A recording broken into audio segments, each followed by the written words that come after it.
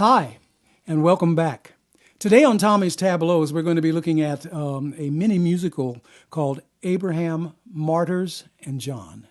And the lyrics were written by my good friend, Curtis W. Long. We worked together as usual, and I put some music together with it. And it's a story about John Brown and his sons and the issue with slavery and abolishment of slavery during the time of the Civil War.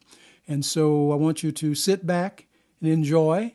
And I want you to hit that subscribe button and the like button, and also that URL below if you're interested in trying to help us keep Tommy's Tableau going online. So sit back, listen, and enjoy. William Lloyd Garrison headed the abolitionist movement.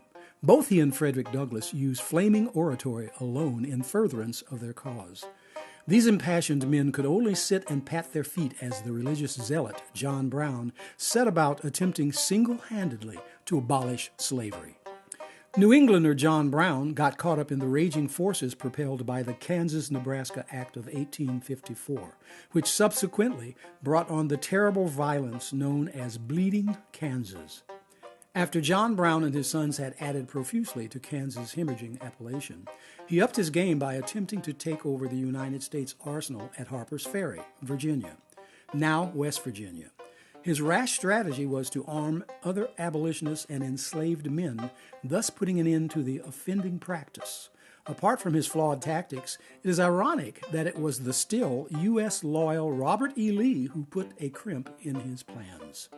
After the well-reported trial, which many felt materially added to the agitation for war between the states, John Brown was executed on December 2nd, 1859.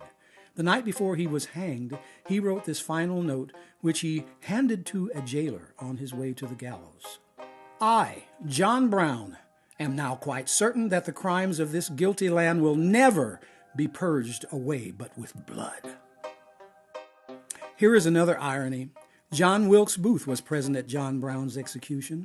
Although Booth was pro-slavery, Lincoln's subsequent assassin expressed sympathy for John Brown's plight, the fact that he must have felt dejected and abandoned when no one came to his rescue. Of course, this was 6 years before the ultimate humiliation of the South and the abrupt cessation of its inhumane, peculiar institution.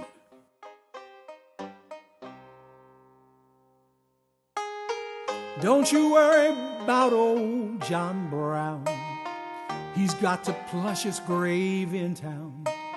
Here before the blue and the gray, and finally old Abe Lincoln lay. I'm the one whose body lies moldering in the grave. For reasons not too shoddy, some say I was brave. Brash would better tell it. I could not bear the lie. They could never sell it to me. I'd rather die. There in Buddy, Kansas, with my sons by my side, just as right commands us, we traded blood for pride. Later Harper's Ferry would cause it all to end, and for them to bury my body into end. Don't you worry about old John Brown. He's got the plushest grave in town.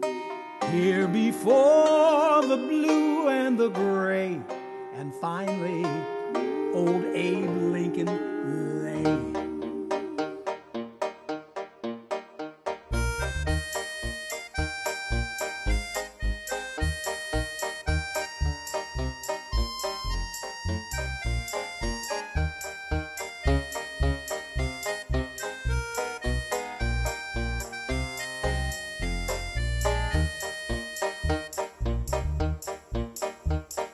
Not too long thereafter, hundreds of thousands more join my joyous laughter here down under the floor. Yes, John Brown's body lies a-moldering in the grave. It takes a lot of tries to make bad men behave. The 100,000s more who for so long were mum jumped right into assure a better kingdom come. The Union thus was saved, and bondage dealt a blow. Although the road was paved, its progress, though, is slow.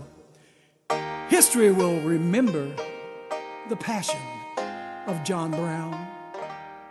He died a full member of life without a frown. Now, don't you worry about old John Brown. He's got the plushest grave in town. Here before the blue and the gray, and finally, old Abe Lincoln lay.